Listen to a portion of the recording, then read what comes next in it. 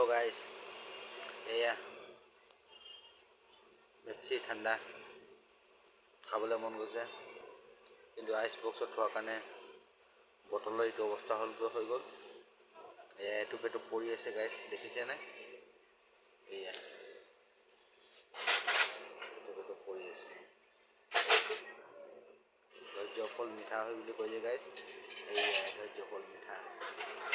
আপুনি অলপ ধৈৰ্য কৰিলে মানে গ্লাছ ফুল হৈ যাব। সেইকাৰণে ধৈৰ্য কৰি আছোঁ গাইজ।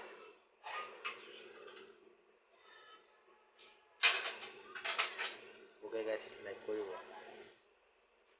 আপোনালোকৰ যে ঠাণ্ডাৰ পিয়াহ লাগে, এনেকা যদি বটলৰ অৱস্থা হয়, তেন্তে কি কৰিব? একো কৰিব নালাগে, মোৰ নিচিনা ধৈৰ্য কৰিব। ধৈৰ্য ফল মিঠা হ'ব আৰু গ্লাছটো ফুল হৈ যাব। ফুল মানে আধা গিলাচ হ'লগৈ গাইজ, আধা গিলাচকে খাম আৰু। থেংক ইউ, ধন্যবাদ।